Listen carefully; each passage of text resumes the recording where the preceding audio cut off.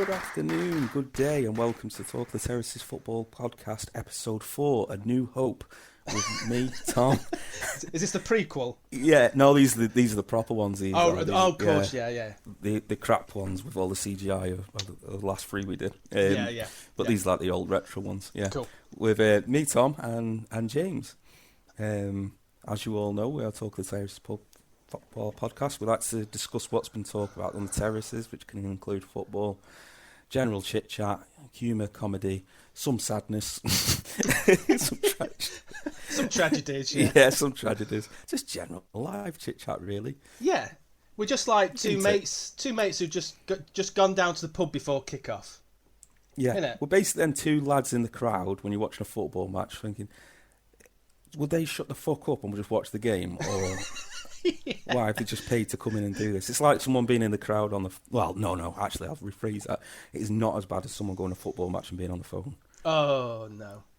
Take a picture, that's fine. Mo Salah comes up to take a throw in, that's fine, perfectly playable. Sitting there texting, no. No, not like the new Newcastle owner, like he was doing. Oh, was he? Yeah. When they went 2-1 down, he was just sat on his phone. Yeah, and someone's like took a screenshot of that and a screenshot of someone's phone, and it's basically him writing a message saying, "Can you sack the manager before full time?" Or saying, "Is it too late to buy Tottenham?" yeah. Is there a cooling off period? Yeah, exactly. Yeah. What a divorce. Yes, we'll be discussing that later anyway. Well, big news. That's one of the big moves and shakers. But another big news is that you have had a new transfer, haven't you, mate? Yeah, a new transfer in. Yeah, exactly. Yeah, one of those. So people deadline day.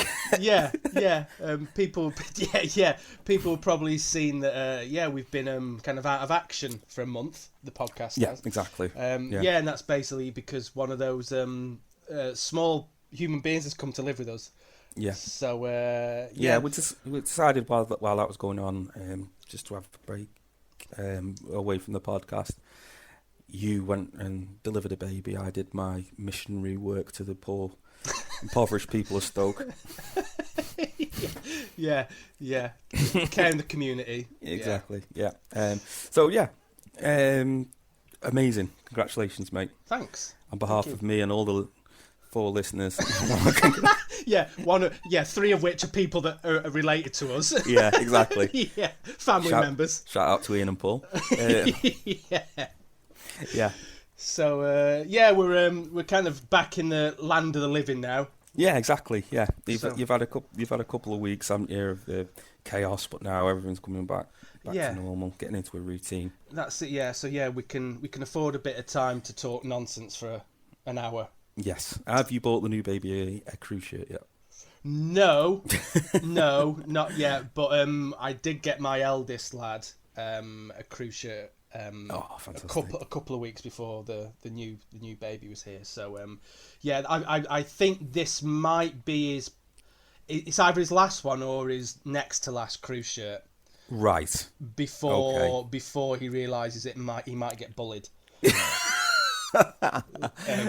You're the bloody hell crew. Yeah.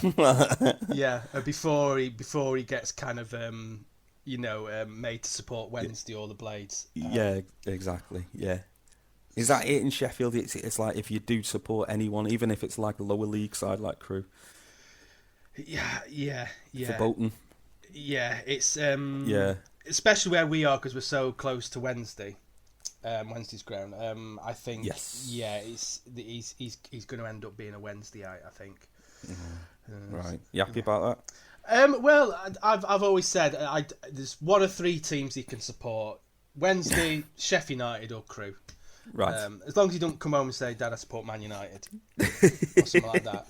But it's very unlikely, like when you live in a city and quite a passionate city for their football. So it only takes one snide friend though, doesn't it? Like some friend in school or something, and he supports Man United or something like that. And that's it. Yeah, exactly, a bad influence on him. Yeah, exactly. Yeah, and you have to get the school governors in and all that. That's it. Yeah, move house.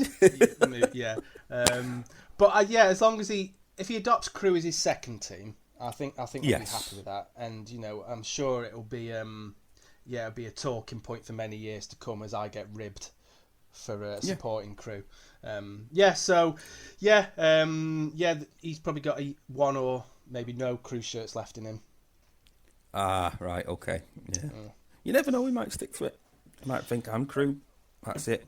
Maybe, yeah. I mean, I won't force him into it. Yeah. Just let him choose his own path with that, I think. Yeah, you can't do that anymore. No. It's probably a lot easier when you used to live in the town that you've been forced to support as well. Yeah. Oh yeah, definitely. And even if I wasn't from Manchester or Liverpool, but I supported, when the Manchester clubs or Liverpool, whatever. Yeah. You could probably force your child into supporting one of those because they'll go, oh God, they're pretty good, aren't they? Yeah. But with Crew, it's like, nah, Yeah, it's a much easier sell, isn't it, when you win in the Premier League or Champions League or anything like that. Exactly, yeah. It's like being forced your favourite band's the Kaiser Chiefs. Do you know what I mean? It's like, nah, you're right. I'll find my own music, thanks.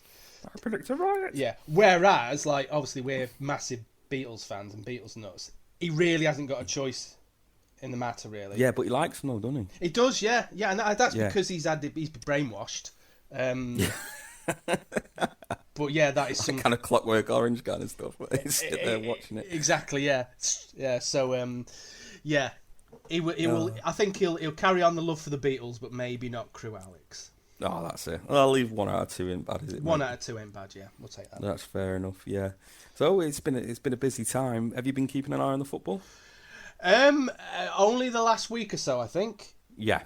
So I've been checking in, obviously, Crew's results and things like that, but not much more, to be fair. Right, yeah. I've kind of just taken my eye off the ball. But yeah, probably the last week is the first time in 3 or 4 weeks where I've kind of had a good look at the results and watch match of the day and try to watch as much as I can. Yeah, so yeah, I think that was the catalyst for us getting back to work with the podcast, that we can now dedicate a bit of time to research and things like that. Yeah, not that we did much anyway.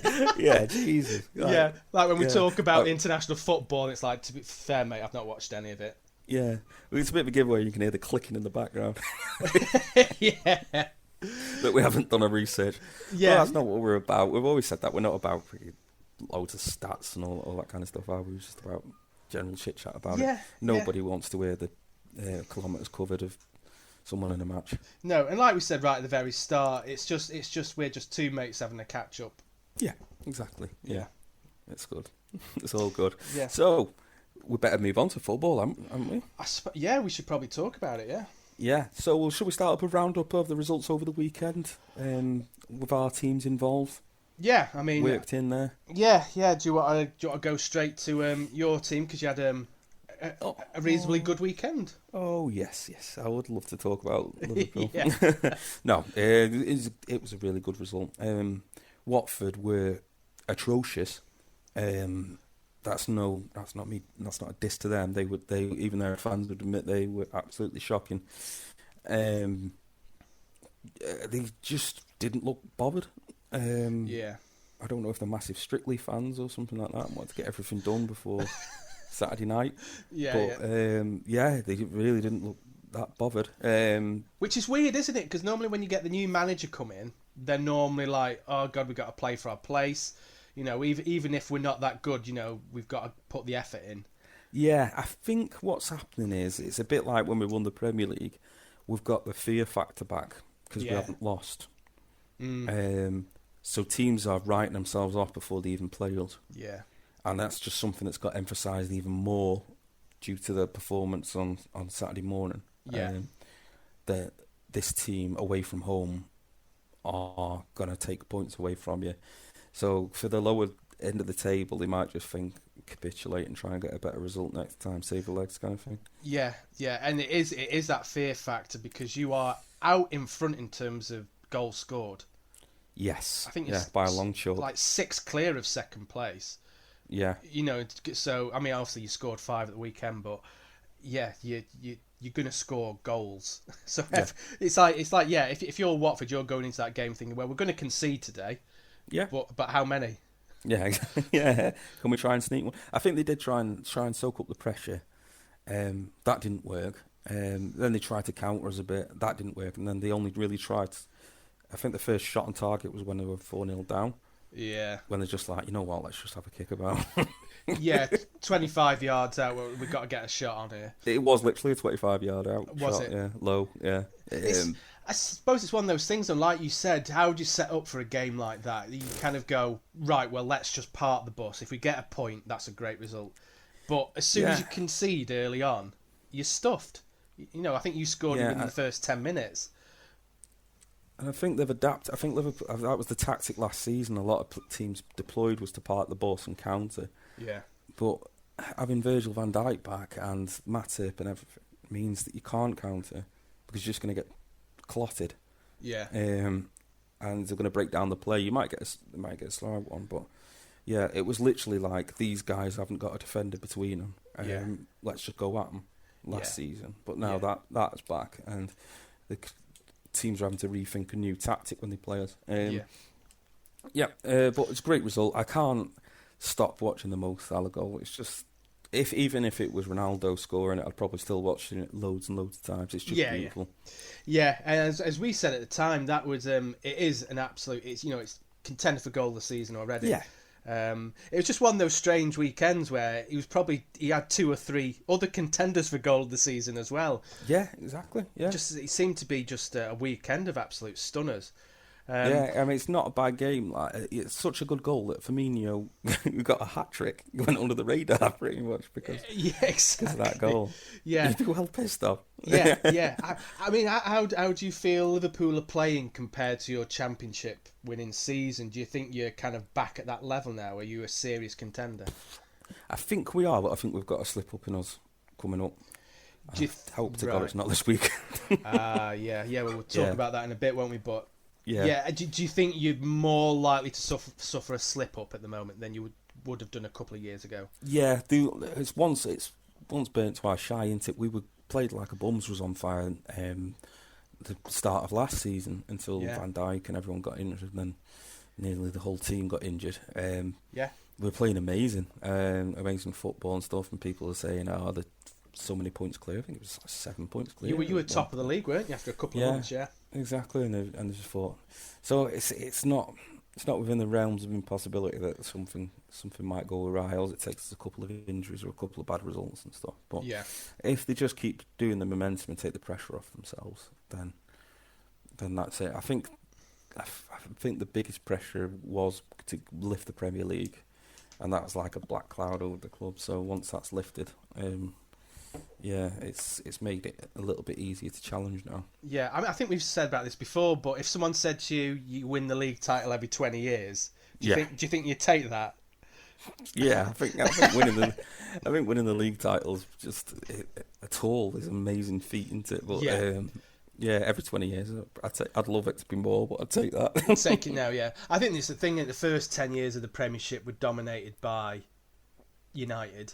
Oh, hugely. Yeah. And the last 10 years have been dominated by City. I'm guessing they've won 6 or 7 of the last 10 years. Yeah. Really good documentary on BBC iPlayer at the moment about the early years of the Premier League. Yeah, I've watched that, Sky. Oh, it's great, wasn't it? It is great, There's a plug for you.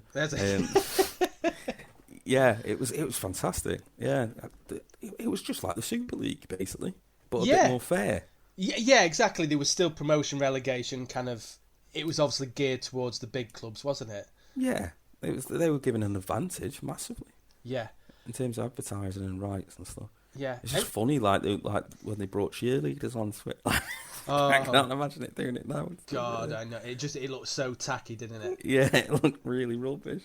Like with just a really bad take on what American sports look like. Yeah, pretty much. Yeah. But yeah, I've actually watched quite a few football documentaries and things over the last month. Kind of at 3 o'clock in the morning whilst you're trying to get a baby to sleep. But perhaps we could talk about that on another episode. But there are some really good documentaries out there, football documentaries. There are some classics, and it seems to be made a lot more now, don't they? I think the success of Maradona and ones like that. I mean, there's a lot of documentaries out now, decent documentaries as well. Exactly, yeah, and kind of fly on the wall documentaries. After they did the Man City one and the Spurs one, Yeah, all or nothing. Yeah. Yeah, but yeah, perhaps that's a good topic for our next episode. Actually. Yeah, we could have that as a middle bit. Yeah. Other results in the Premier League: Aston Villa 2, Wolverhampton Wanderers 3. Oh, what a comeback! Yeah, amazing. Cracking game. Yeah, Wolves are. I still have. I think Wolves are a good team. I think they might do well. Yeah, especially get Jimenez back. Exactly. Yeah, I mean, I know that there was. I think a couple of games ago they might have been towards the bottom half of the league, but yeah, they're going to be fine. Yeah, exactly. Yeah, and then below that, Leicester City 4, Manchester United 2. Yeah, which on paper a few years ago, thinking back to before Leicester won the league, you just kind of assume that it's a bad result for Man United. Is it though? Is Leicester are a good team, a really good team? Yeah, we saw that last season. We've seen it over the last few years. We can see it now. Yeah, they've not had the best start, have they? But they're still a really good team. Yeah, on the day they can turn anyone over. Yeah, exactly. Yeah, they lost 2 in the last 5 games. They lost 2, drawn 2, and then 1. But they're still a really good team. They've got good players. They've got a great manager. The team, the players, the fans, the infrastructure, the tea lady, Brendan Rodgers. Yeah, so they've got all the right. They've got millionaire owners. They've got all the right formula. Yeah. So it's not a massive shock. It's just the fact that United have lost another game, and in the season when they were actually talking about winning the Premier League. Yeah, I mean, they've quickly got to turn around their season, and as we've seen, their running of games is the next 5 or 6 games is ridiculous. Yes, I mean, in order to mount a successful Premier League campaign, the minimum amount you need to lose is probably about 2 or 3. Yeah, and they've lost 2 already. Yeah, so they've got to go unbeaten pretty much now. Yeah, exactly. Yeah, but when you consider their next 3 games are Liverpool, Spurs, and then City. Yeah. Do you think Ollie should be given more time, or do you reckon get through this patch and see what comes out the other end? I don't think the picture's going to change this season. I don't. Do you know what I mean? I just think they've set the stall out. You know what I mean? I think if you could give him another 3 or 4 years, maybe.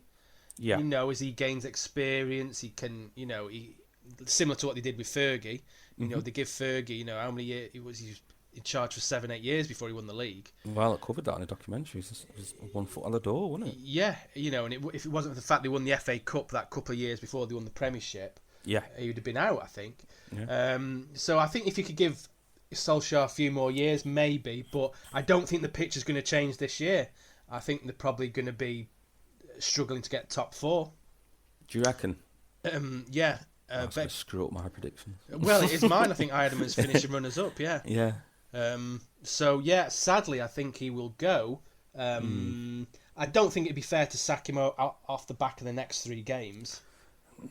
Yeah, I don't know. Money talks, doesn't it? Yeah. I mean, the thing is, after the next 3 games, they've got Watford. I mean, if they were to, not win that game. Is that away, is it? I don't know.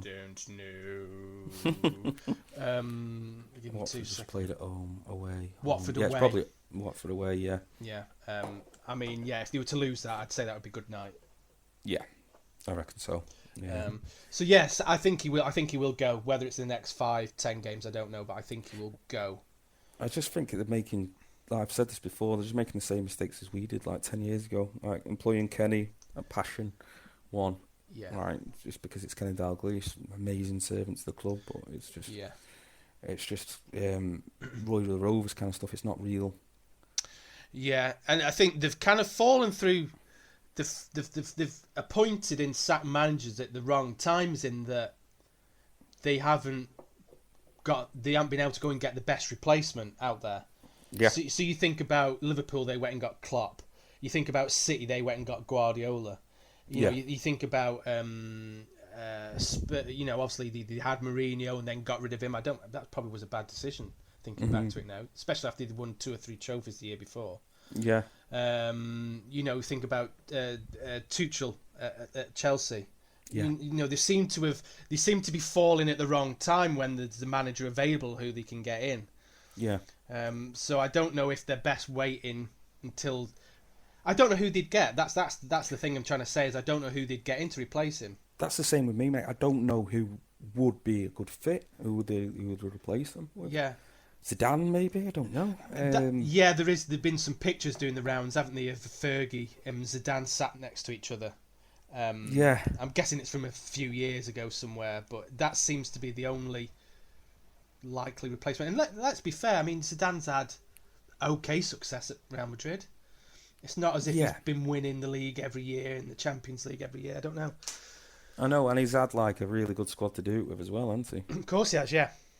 So, I don't know. Yeah, I genuinely don't know who they'd get in. Yeah, that's true. And who would make the difference? I think the kind of minds you'd be looking at are Klopp, Guardiola, all that kind of thing. We were never going to go. So yeah. It's like Forrest Gump on the school bus, isn't it? Seats taken. It is, yeah. It is, yeah. Yeah, I don't know. I think everyone who's managing top clubs is either really established or they're kind of quite new. Yeah. So you might be making the same mistake. I don't know. Speaking of Forrest Gump, Neil Warnock, that video you sent me. Oh yeah.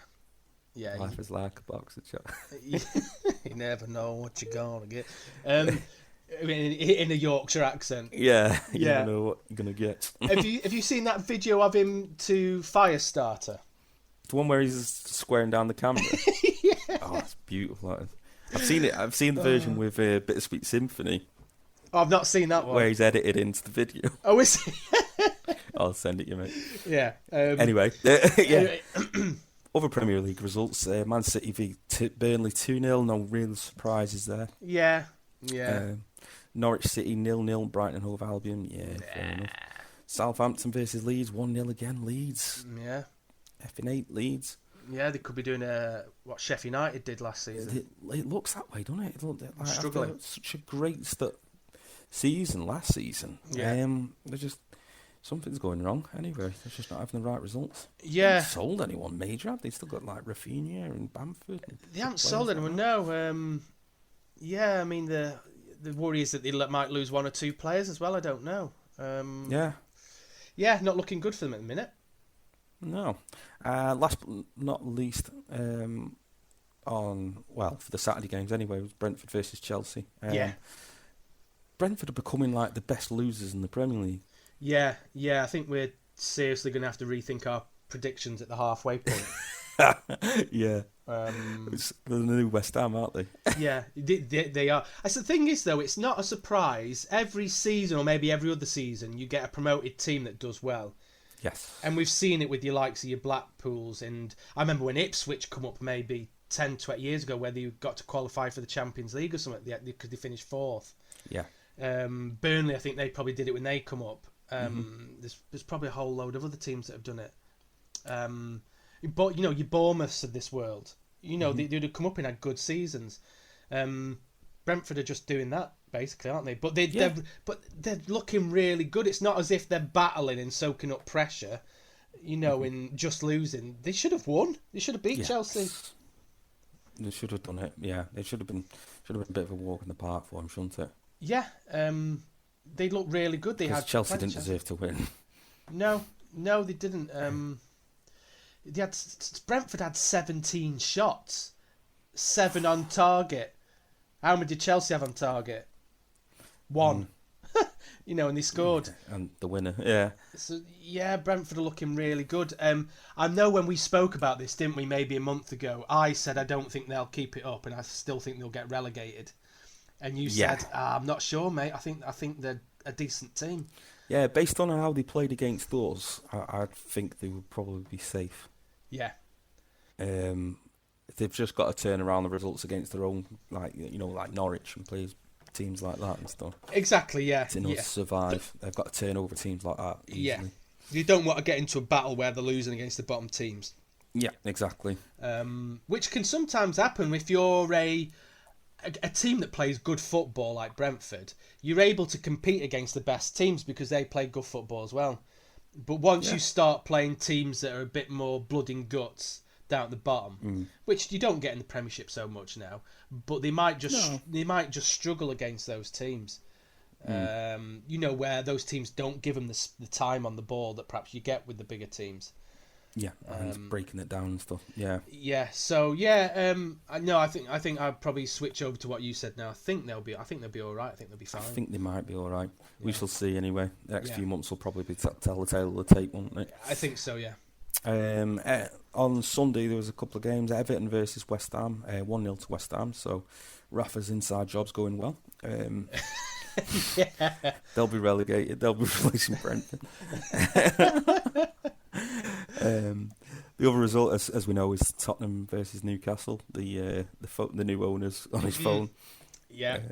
Good result for Tottenham. Seem to be picking up pace again.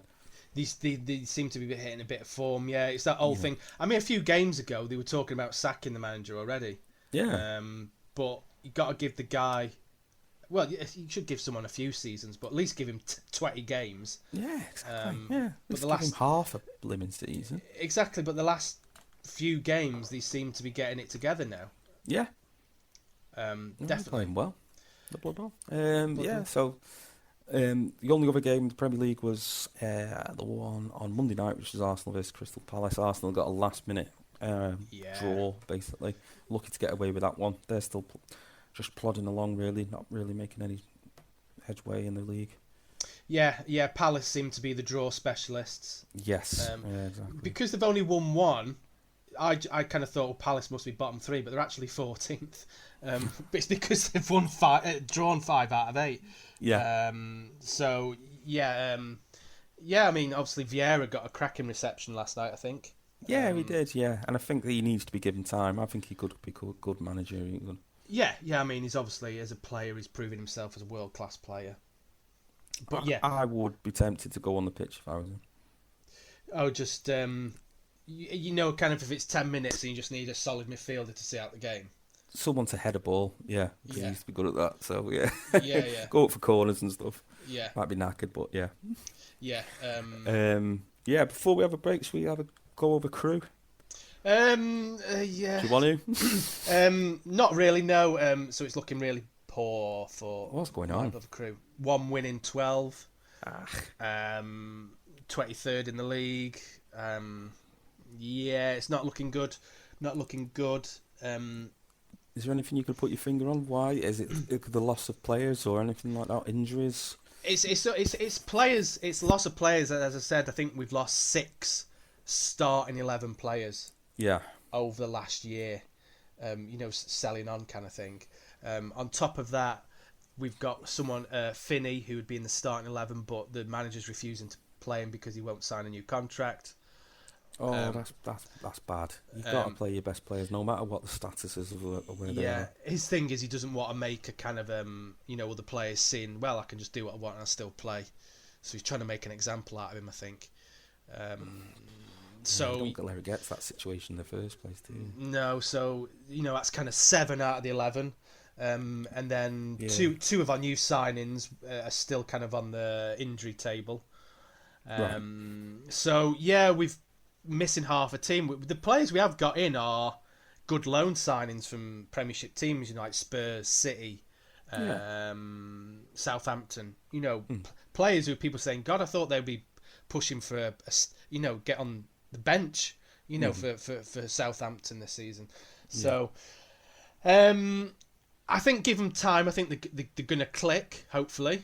The problem is if a couple of them get injured, I think we're really going to struggle. So yeah, you never know. They'll turn it around, probably, mate. Yeah, I think as soon as they click, we'll be flying. We'll be fine. But it's just whether they will or whether injuries will get in the way of that, because you just never know. Bad luck, and then we're stuffed, really. Whereas if it's your kind of core team that you've had the last few years, you get a few injuries where you can bring in a few loan players. Where we've already brought in 4 or 5 loan players. You've already bolstered the squad. Yeah. So it's pretty. Either dipping into the kids' pool, basically, of like your youngsters and everything. Yeah. So that's the only other thing you can really do, isn't it? Yeah, which is too much of an ask, I think. So yeah, worrying times. I think give it till Christmas. I think by Christmas we'll be able to say whether we're a goner or not. I think. Yeah. I think the scenario you don't want, looking at it, is you going down and Port Vale coming up, which is Yeah, we've had bragging rights the last 2 or 3 years. It's Port Vale are having a good start to the season, so exactly. Yeah, not good. I had high hopes as well. I had high hopes this season for Crewe. I thought I might be able to push on. Yeah. But, we'll see. See what happens. See, yeah. Should we have a break? Let's do it. Let's take a break. Dull, weak, lifeless. That's just Newcastle's defence. I'm Cheryl Cole, and I want you to listen to Talk of the Terraces football podcast and that. So give it a listen while I'm going down the tune. Hello and welcome to Talk of the Tyne Football Terraces. This part of the show is where we're going to focus on Newcastle and their new owners and that. I know. If you go on their website, www.talkofthetyne.com, you'll be able to see pictures of me fanny and that. That's taking a very, very weird turn. Oh, we're recording? Yeah. Sorry, I was just doing my OnlyFans page. Yeah. Have you got your Geordie jeans on? Yeah, I've got my Geordie jumper. A Geordie jumper. Jeans on. No offence, Newcastle. We welcome all denominations here, from gender fluids to druids. So don't complain. Yeah. We're going to have a good chat about your football team now. So. Yeah, exactly. As the new female commentator Cheza introduced us, we're going to. Thanks, Cheza. See you down the Grove with Spuggy, love. Grove's on fire and Jeff's on the roof and that. I'm blind. I can't see. Been playing my records, you fucking twat. Yeah, should probably stop now. Yeah, sorry. They're not classed as a race, are they, Geordies? I don't know. No. You never know these days, do you? No, you never know. No. You've got to watch everything you say. No, you can't. Not just saying anything. If you're going to say anything discrimination, just use sign language. yeah, especially when recording a podcast. Yeah. You can't touch us, mate. Yeah. Just did it now. You didn't even know. Yeah. No, we're only joking. Yeah. Sorry to bring any offence, but we don't care. Yeah. If you don't like it, go somewhere else. No, that's like the racist charter, isn't it? Yeah. I am what I am. Yeah. I say it how I see it. Yeah, freedom of speech. Yeah, see it how I say it. Yeah. I wear this Burberry hat to offend people. Yeah. Oh dear. Right, yeah. Newcastle. Cheers, Cheddar. Yeah, imagine if we were going to talk about like Bolton now. You've seen what happened at Bolton Wanderers, yeah. Oh yeah, bloody hell. They've renamed one of the stands. It's the Peter Case stand. Yeah. Is this the way to the Reebok Stadium? Is it still called the Reebok? It's now called the University of Bolton, I think. Oh, that well-known establishment. Yeah, I was going to say, I didn't even know Bolton had a university. No. Yeah, it's ranked one above the University of Crewe, I think. What's the studies on surnames for people called K? Yeah, what's the link? Why are so many people called K in Bolton? Yeah. I don't know. It's an Irish name though, K, isn't it? Well, yeah, I mean, Bolton, quite a lot of famous people come out of Bolton in that short period of time. Yeah. Peter K and Vernon K.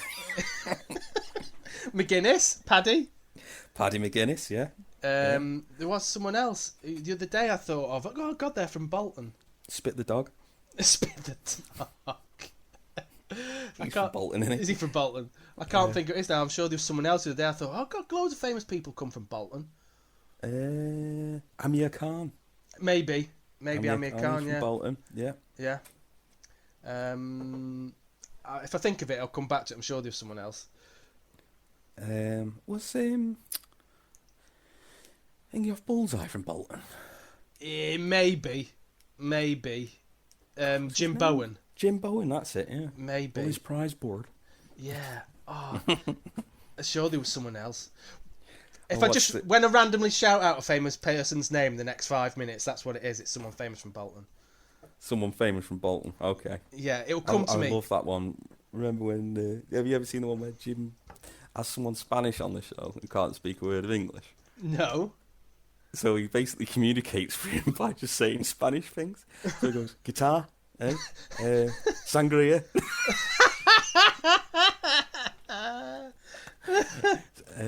heat, yeah, heat.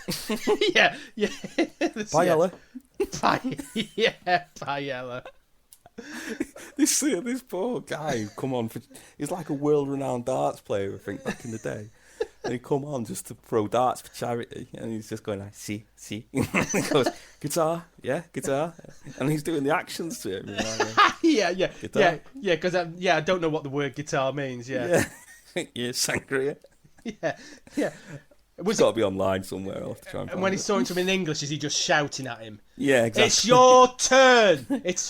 Stand there. Throw the dart. Yeah, at the board. Prize board. Do you understand? See. Guitar. Yeah, guitar. All right, senor, settle down, settle in. Settle in. Stand on the hockey. What was the one you used to say to me? Can you spell the word hermaphrodite? Yeah. Gonna have to rush you. That's Peter Kay, that isn't it? Gonna have to rush you, Valerie. Gonna have to rush your son. Anyway, let's take our magical taxi of football away from Bolton and go up to Newcastle. Yeah. Where there's been a change afoot. And a big change. Yeah. Mike Ashley. Bloody Mike Ashley.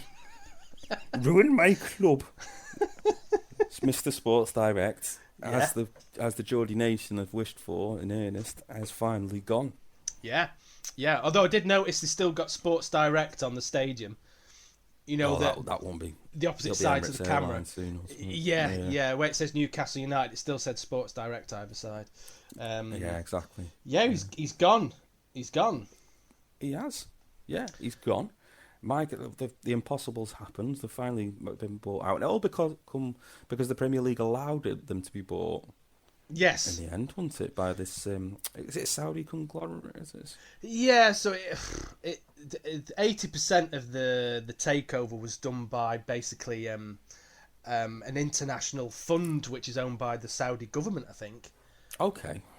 So the Saudi government invests and stuff, and I'm guessing it's for paying pensions, in things in the Saudi state, so like right, so British government and private companies invest in things, whether it's companies, artwork, property, all these things they use to get cash and assets to basically pay for things through the state, I think. So obviously they're thinking that Newcastle will be a profitable, worthwhile investment eventually.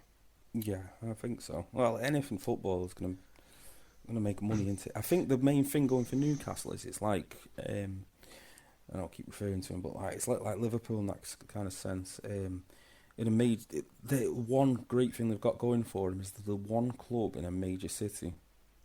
Yeah, one club, one city. Yeah. In Birmingham, you've got about 4. Liverpool, you've got one and one shitty one. Manchester, you've got Blue Red, haven't you? So there's that kind of competition between a major city. London, Christ knows how many. Lose count are in the Premier League now. Yeah. They've even got the bus stops in the Premier League now. So it's one club. The only one close to it is Sunderland, which no one in Newcastle will support Sunderland. It's a city in its own right. Yeah. Exactly. Once again, which is another big kind of club, isn't it, Sunderland? Yeah. Well. So we have a 50,000 seater stadium. It's always full to capacity because they're really good fans, Newcastle fans. Yeah. Always great support. So there's the fan base and there's also the want there. So I can definitely see why they did it. Out of any of the Premier League clubs available, I can definitely see why they bought them. Yeah, I mean, they are on paper a big club. Like you say, the one city, one team. They got the fan base, the stadium. But I suppose they are a sleeping giant, aren't they? Yeah, I think so. You know, you think about your Liverpools and your Man Uniteds, they all become big because they were in big cities with passionate local people. You know, it's only in the last 20 years, 30 years since the creation of the Premiership that it's been more. It's been less about kind of the size of the club due to where your location. Do you know what I mean? Like they've become global brands and they've become big teams because they're global brands. It's not enough anymore just to be from a big city. It's what the good thing about Manchester and Liverpool, particularly, is it's an international association, isn't it? Yeah. Particularly with music and the arts and acting and film and everything like that. Yeah. I mean, you think Manchester, you think Oasis. So many great bands come out of Manchester. Same with Liverpool, the Beatles and everything. It's all automatic, that association. It's that culture, isn't it? It's that, like say it's world renowned, isn't it? Yeah. Newcastle, I think that's where they'll struggle because I don't know how popular Jimmy Nail is in Japan. But or Robson Green. Jimmy Nail. Crocodile shoes. Yeah. They've got Sting, haven't they, as well? Yeah, I've got Sting. Sort of. Yeah. There was. I remember someone at work. I was saying how Manchester and Liverpool are quite famous for the music, and I said in Sheffield as well has produced a hell of a lot of really big artists, and I said I don't think there's any other city in the north that can compete with those three cities in the north. You know, for musical icons. And this guy went Newcastle. I was like, what? Sting? Cheryl Cole? Yeah, this is the thing. Yeah, it's like Jimmy Nail, Mark Knopfler. Is it Mark Knopfler at Dire Straits? Is he Geordie? The guitarist. I mean, there's probably a lot more. Probably been quite bad actually. Probably is quite a few. But yeah, like you said, it's. I think it is a sleeping giant, and like you said, if you wanted to invest, you're kind of going right. Which Premiership team can I invest in? It seems like the obvious choice, doesn't it? Yeah, well, maybe if they get a lot of investment, they can help artists like Joe McElderry and other people. Gareth Gates. He can always come back. Yeah, exactly. Yeah. Hello, I'm Joel McElderry. So you never know. But yeah, going back to on all seriousness, I think it's great for the club.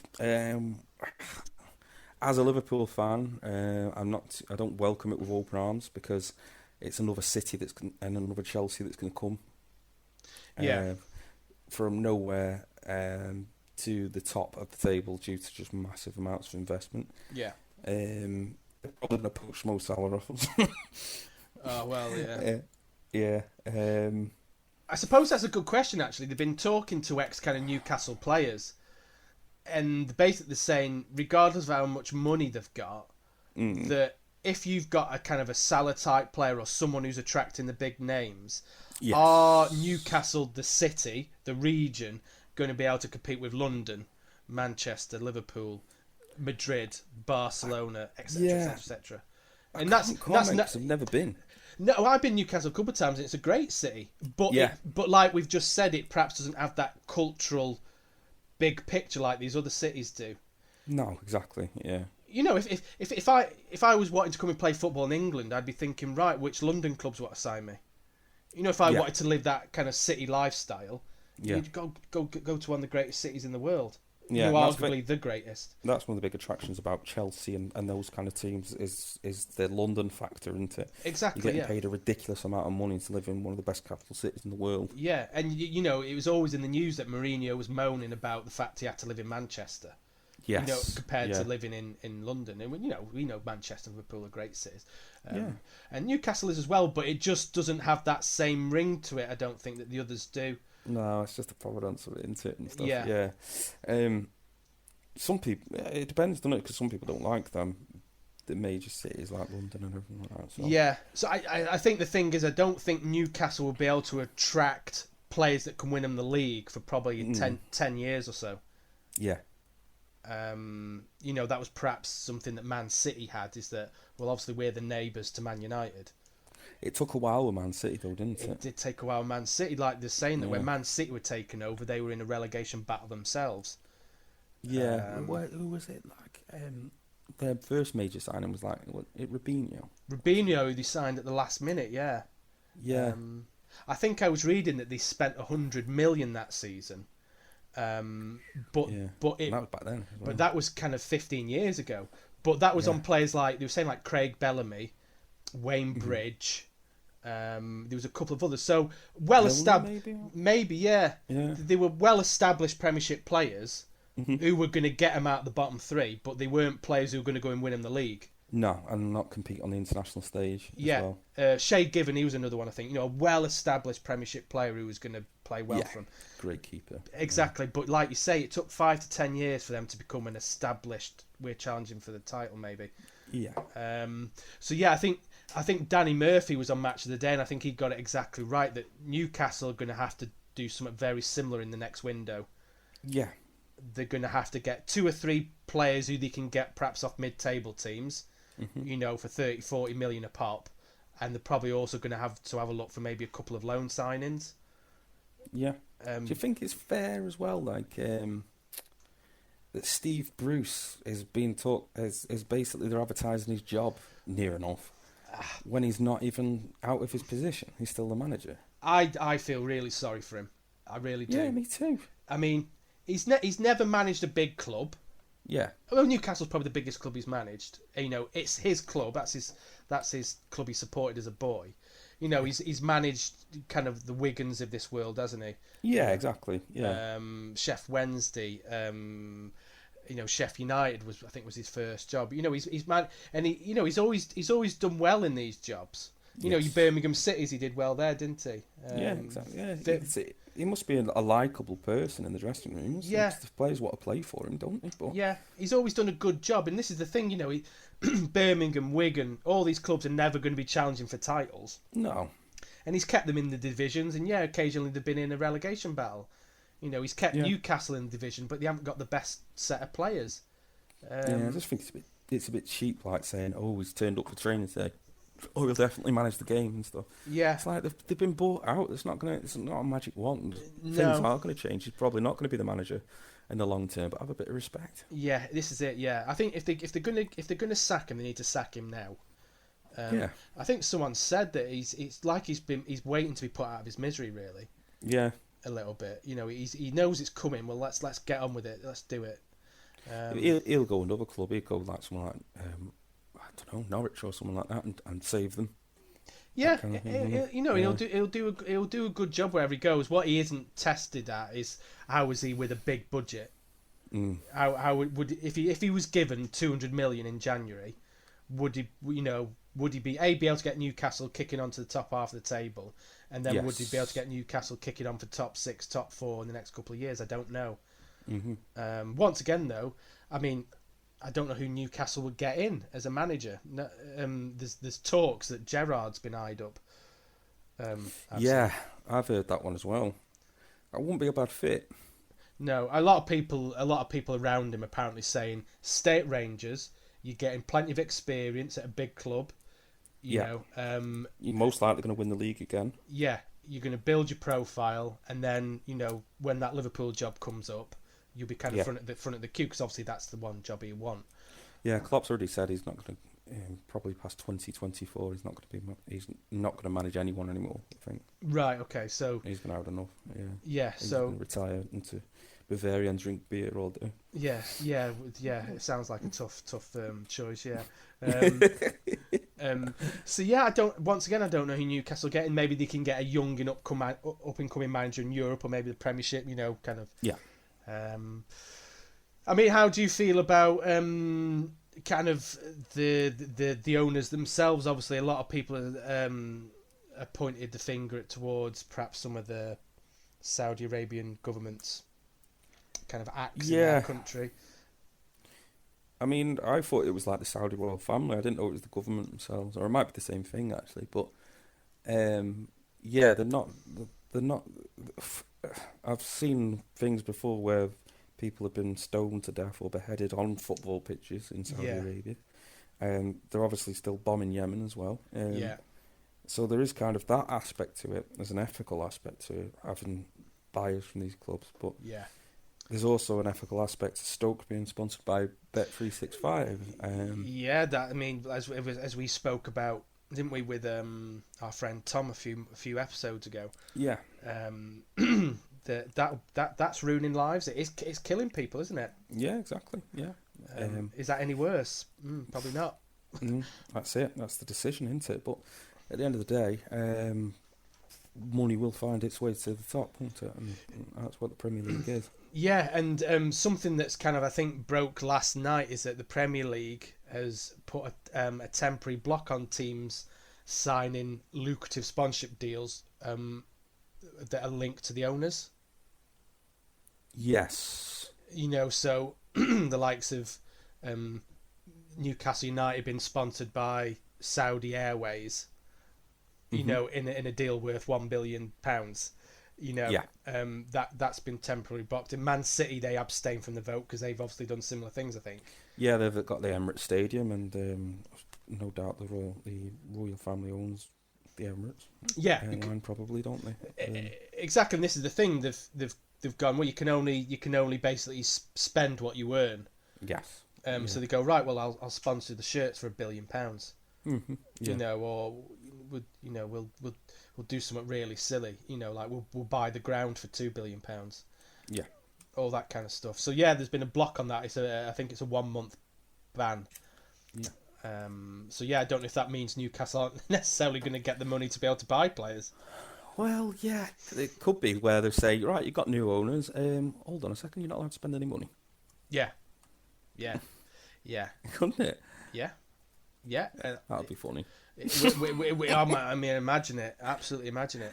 Steve Bruce would be like, look, he's coming back. Yeah, exactly. Yeah, they'd be asking him to come back. This is the thing. I mean, they could walk away if they feel that the world's against them. These people, they won't want to stick around. Yeah, all they have to do is pull the funding, isn't it? Yeah. So yeah, it's perhaps I don't think it's going to be plain sailing for them. I really don't think it's going to be plain sailing for them. No, I don't think so. It's going to be a turbulent time, but like 5-10 years, I think they're going to be really up there. Yeah, exactly. Yeah, as long as if they can spend the money like Chelsea and City have, yes, then I think 5 to 10 years time you'll probably see them towards the top of the league. Yeah. I suppose the thing is though that, let's face it, within maybe already, but very soon all the Premiership teams are going to be owned by billionaires. Yes, that's true. Serious billionaires, you know what I mean? Mm-hmm. So it's the way it's going to go anyway. Like American football, they're all owned by these billionaire businessmen. Yeah, conglomerates and actual, rather than just having a single dictatorship owner, they're going to be like actual full-on businesses, aren't they, as well? Exactly, yeah. And, long gone are the days of only the biggest clubs can attract the biggest players. Now it's the clubs with the biggest finances. Yeah. Can do that. Yeah. So, yeah. I think overall it's obviously good for Newcastle and their fans will be very excited. Yeah, it's good for them. It's good for the Premier League. More money into the Premier League. Good investment. It's good for Jimmy Nail. So yeah, it's all right. Good. It's good all round. Yeah, exactly. Yeah. We shall see, won't we? We shall see. Yeah. Shall we have a break? Let's do it. Yeah, you're all right. I'm Wayne Rooney. I'm Derby County's greatest manager and former Man United player and Everton player. Just wanted to say that Talk of the Terrace is my favourite podcast. So give it a listen. And Colleen, stop fucking spending me money. Welcome back to Talk of the Terraces Football Podcast. You join us in the third part of the podcast today with Tom and James.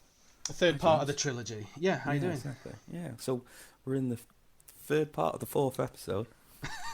So of the second season. Yeah, everyone's off the Death Star. We're now on Yavin 4, and we're about to kill the Death Star. So let's do it.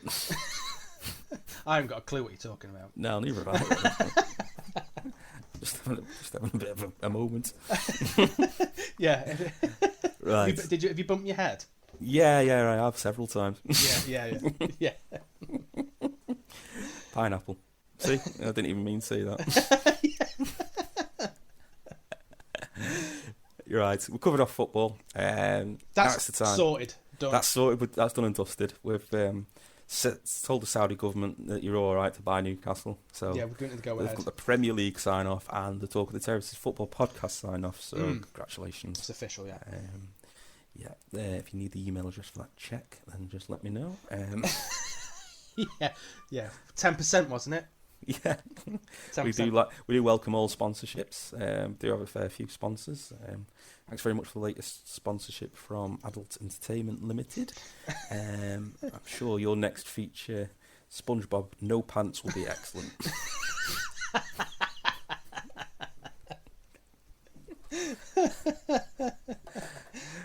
Anyway, I think it's that time, isn't it, mate, where we move on to weird news. Oh, yes. So last time we established a bit of an intro to this, actually. Is there any chance we could have this intro? Yeah, sure. Okay. Weird news!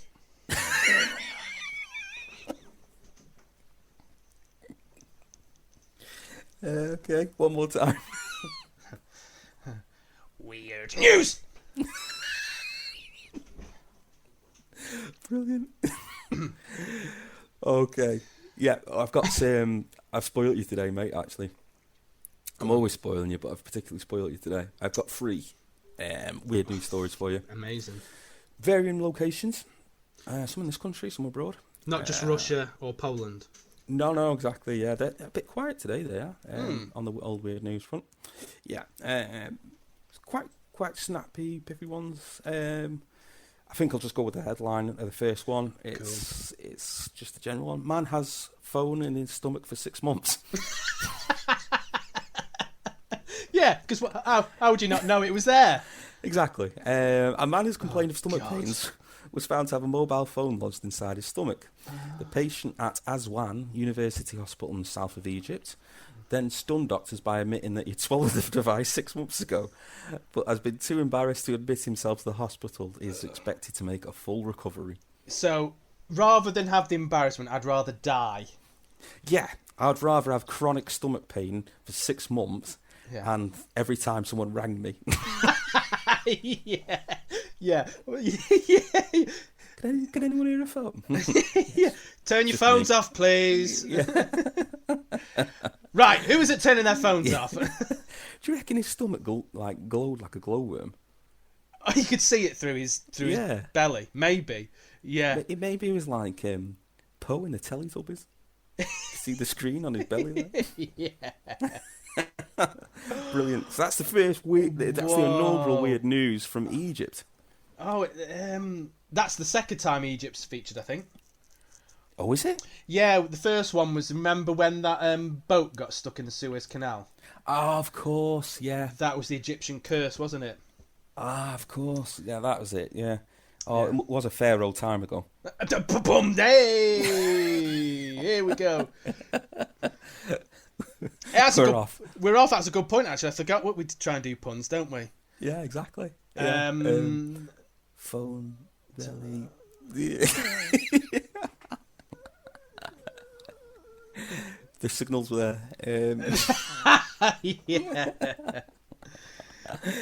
Okay. We'll park that one. Yeah. Anyone else got any? If anyone's got any good puns, just tweet us. You know, the usual one. Yeah. Okay. Same again with this one. Oh, I was teaching to have this one as my primary one, but I think I've moved it to my secondary. So it's going to be one that's even better than this. Go on. Yeah, so it's in the UK. It's NHS. Yeah. God bless the NHS and all they do and all that kind of stuff. Yeah. But not this time. Former nurse says NHS made her fart against her will.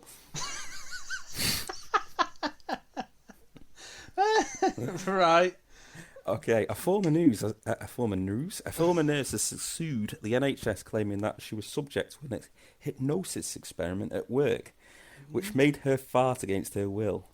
Zandra Sampson, who worked at Ealing Hospital in London before being sacked in December 2019, told a tribunal she was the target of a little-known hypnotic practice called the Eidometer phenomenon, which allegedly forces people into unconscious behaviours. She lost the case. Surprise, surprise. Yeah, exactly. Yeah. Jesus. No. It's they must have got wind of it before. I'm sure this story will blow over.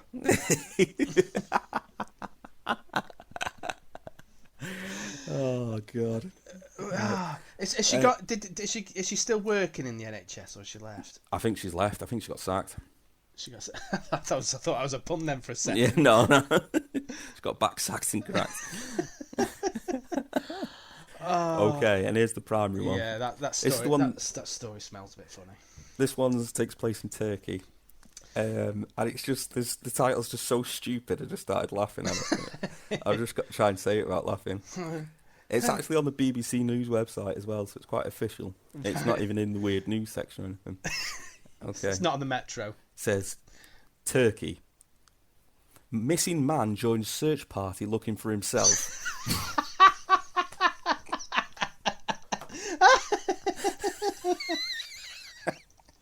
Oh, you've got to be kidding.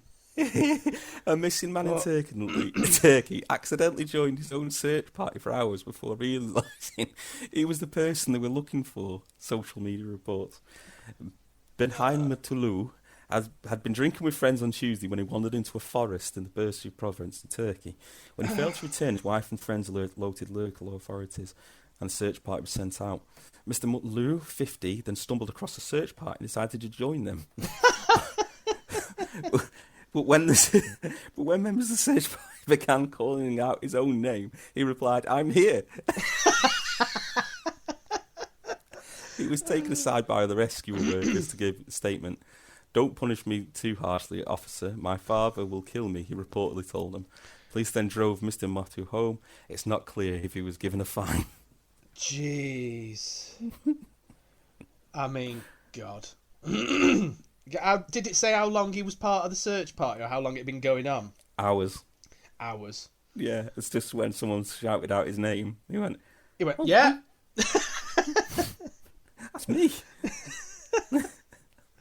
Oh, can you imagine going, shouting his name and he's going, yeah? And you're like, you tell that bloke to stop shouting, yeah. Yeah, exactly. What? Yeah. I'm looking for him. Yeah. You shut up. We're trying to hear him. I'm here. He might be shouting in pain. Yeah. Oh my God. So that, mate, it rounds off my weird news of the month. That is brilliant. That is brilliant. I mean, that might be that stupid that there's no pun that you can attach to it. No, there's I don't think it would be improved by a pun. It's just that daft. That is really daft. Jeez. Brilliant. Wow. Shall we round off the episode by discussing album of the month, our regular feature? Yeah, it's our other kind of classic feature, isn't it? So yeah, I had a few to kind of choose from today, but one I've been listening to perhaps the last few weeks and I had forgotten about for nearly 20 years is an album by the Manic Street Preachers, and it's called Know Your Enemy. Right. Okay. So it's from 2001, and it's kind of like their Be Here Now. It can, you know what I mean? It's off the back of their two biggest albums. Okay. You know, which kind of had If You Tolerate This, Your Children Will Be Next. Oh yeah, beautiful song. It's Designed for Life, Everything Must Go. You know, all that kind of stuff. So it's kind of them off the back of their height kind of thing. What I love about this album is there's no kind of real classic songs on there, but it is probably the most eclectic album I've ever heard. Yes. There is so much variation in the album. You just realise that they are such a good band musically. They know their music, you know what I mean? They're really good musicians. Yeah. Okay. Yeah, it's one of the... all albums don't have to just listen out for bangers or anything like that. Some albums are just great to put on, aren't they? Yeah. To listen all the way through. Exactly. I mean, I kind of like with Revolver, the Beatles' Revolver, I don't necessarily think that it's full of bangers. Like, I think Help's got better songs on there, you know, kind of classic songs. Yeah. And perhaps Rubber Soul has, and, you know, kind of... Abbey Road and Let It Be. I think they've all got better songs on there. But Revolver, it just flows. There's the Beatles are trying stuff trying things for the first time. Whereas this is completely different in that all the songs are really good, but there's such variation. You know, you can go from something that sounds like punk, there's a song called "Found That Soul," which just sounds like punk, and then the next song it sounds like something by the Beach Boys, and then there's songs on there that sound like Joy Division, the Smiths. There's Bob Dylan. You know, I was just listening to these songs today and thinking, God, that sounds like this band or that sounds like this artist. Yeah, it's just a proper pot of influence then. Yeah, there's songs on there called Miss Europa Disco Dancer, which just sounds like something that's been lifted out of the 1970s. You know, title just done it. Yeah, the title must be like, it's really kind of like, you know what's coming next. But yeah, just the song just sounds like disco from the 70s. Kind of just classic rock and roll in there. There's just a bit of everything. The thing as well is there's also the lyrics are really good, and the Nicky Wyatt, who's the bass player who writes the lyrics or writes the majority of the lyrics, you know, some really good subjects in there. You know, talking about kind of like there's this guy, there was this apparently there's a famous story back then of this baby called Ellen. Ellen, who was kind of the way he was adopted into the American kind of system. Yes. From I think it was South American kind of family, and you know, basically this baby Ellen was ripped away from the family. So you know, songs like that, really kind of political kind of songs. But yeah, it's thought-provoking songs. Really thought-provoking songs. Yeah, you know, song titles like "Intravenous Agnostic." You know, and just things like that. That sounds like it could be a Radiohead song or something. Exactly. Yeah. They talk about some really big political figures in there as well, and they talk about the Tories and government and British government and things like that, which I'm not a big fan of. You know, it does. You know, kind of. I just like songs just to be melodic, and you can talk about anything really. Yeah, you're not a Billy Bragg kind of. Exactly, I'm nothing like that. No, but it's just really interesting music, like the melodies, the variations and types of music, the subjects, and like I say, I bought it pretty much brand new in 2001, I think. Yeah. When it come out, and I used to listen to it all the time, and then I perhaps hadn't listened to it for nearly 20 years. No. And it just hit me like, it just hit me in the face as, you know, as a really good album again. Is that album the one where they've got a song with the Cardigans? No, that may have been one or two albums later. That was Your Love Alone. That was it. Yeah, I always remember that being on at the Limelight. Yeah, so that is like a class. That's like a standalone song, isn't it? It's a really good song, melody and lyrics. Whereas this album perhaps hasn't got that. No. At all. You know, it's a weird. It's really weird. But I think it's an eclectic album, and once again, I'm not really a big fan of eclectic albums. Yes. But it's just really good. It's really good. Okay. Yeah. There's nothing more I can really say on it. You'll have to send us that through, mate. I'll have to have a listen to that. Yeah. It's called Manic Street Preachers. Know Your Enemy. Know Your Enemy. Know Your Enemy. Yeah. And like I said, not enemy. Not Your Enemy. No. Know Your Enemy. And their two albums before have probably got better songs that are instantly recognisable. Yes. But this is just it's just a really, really good. You can just sit back and enjoy it, and it keeps changing that much. It just keeps you on your toes. Yeah. But that's it. Sometimes you don't want to listen to an album where every song is the same, just a different variation of it. Of course, yeah. Like, you listen to Definitely Maybe. Yeah. And you know the songs don't really differ in terms of their output. You know what I mean? It's very but every song's a classic. Yeah, it's the same like with Arctic Monkeys. I love Arctic Monkeys, but they can be quite guilty of that on some of their albums. Exactly. If you look at the first two, like all the songs sound the same, but they're all classics. Jangling guitar, Whereas you get to the second half of the Arctic Monkeys, and they're trying to try different things now. Yeah. That's better in my eyes. Yeah. So yeah, that's my choice. Manic Street Preachers, Know Your Enemy. Fantastic. That is good. That is good, yeah. Excellent. Well, that's the end of the show. Hope you've enjoyed it. If you've not, I won't lose any sleep. But thanks very much for listening. if you like, if you have, again, if you have any comments, concerns, complaints, want to get involved, any funny memes. If you're from Newcastle and if you're from Newcastle, probably have a few complaints, yeah. If you're Jimmy Nail's lawyer, or Joe McKeldry's lawyer, I'll see you in court. Yeah. But apart from that, just keep the tweets coming. Thanks very much for the feedback. Any likes or any feedback that we've received recently, it really is appreciated. And it makes our day when we open that little Twitter app and see a little like on there, or we open our iTunes account and see a nice review on there. And even if it's a 1-star saying I hate you. Exactly, yeah, and it's nice. Thanks for that, Mum.